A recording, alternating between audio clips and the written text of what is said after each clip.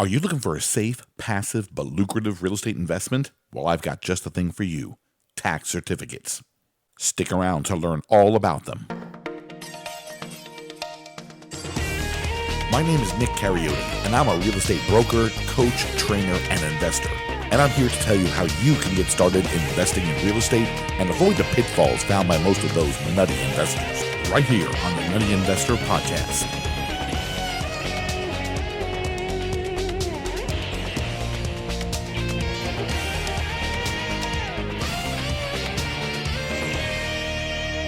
At least twice a week, I get asked about property tax certificates.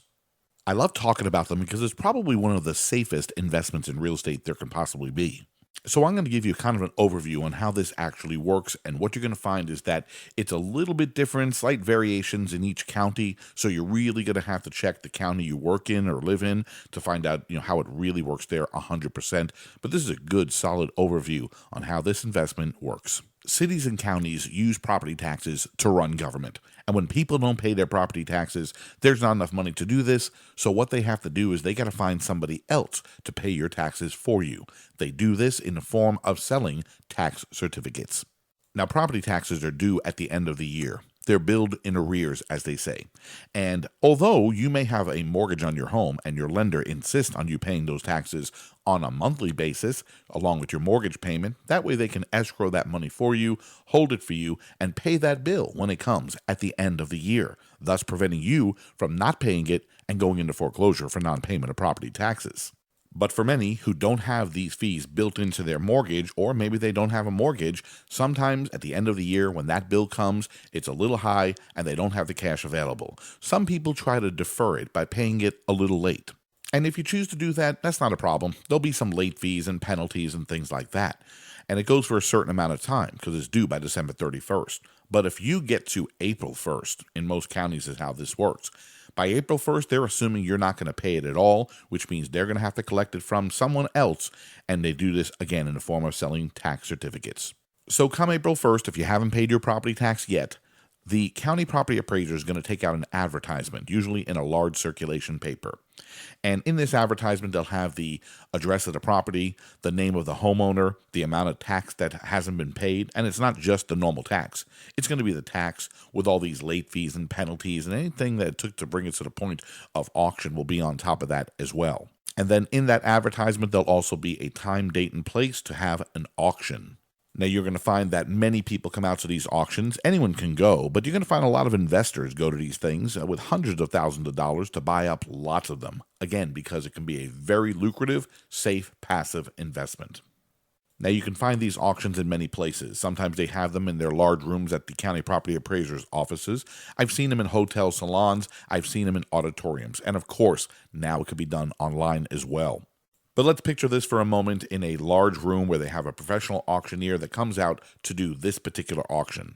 So once again, the advertisement comes out in April, but you're going to find most auctions take place in May is what typically happens. Now at the auction, the auctioneer will go ahead and say the address of the property and the amount of tax that's actually due, and then he will start the bidding. And what people are bidding on is not going to be the amount of tax they pay that day. They're going to pay the tax in full that day with all those plus charges on top of it. What they're bidding on are interest rates.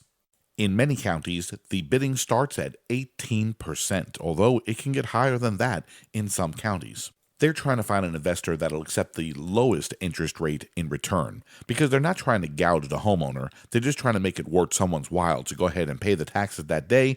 Then later on, when they get reimbursed for the taxes they paid, they'll get some interest on top of that as well. So again, the bidding starts at 18%. And when he says the address of the property and he says the bidding starts at 18%, you'll see all the hands in the room go up. Everyone would love it at 18% or higher. Then the auctioneer will start bringing it down slowly, 17 3/4, 17 and a half. And as he's bringing it down at a certain point in time, you'll see hands start to drop. Then he'll get to a certain point where we have two hands up left. He'll bring it down a quarter point. One hand drops. The last guy standing wins the bid.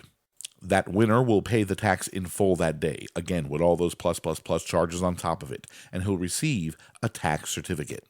Now, on that tax certificate will be the most basic information: the address of the property sold, the amount of tax he paid that day, the date to which he paid it, and the interest rate he settled on. Then he can take that tax certificate home with him, and he can hold it for a maximum of 7 years.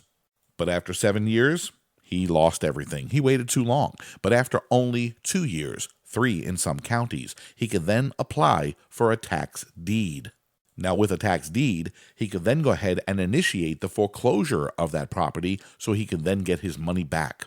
Now, if your only goal was to get your money back with the interest that has accrued on top of it, you can go ahead and initiate foreclosure, go home, sit and wait, and when the whole thing is said and done, you'll receive your check in the mail from the county property appraiser with your tax money back and the interest on top of it as well, and you're done.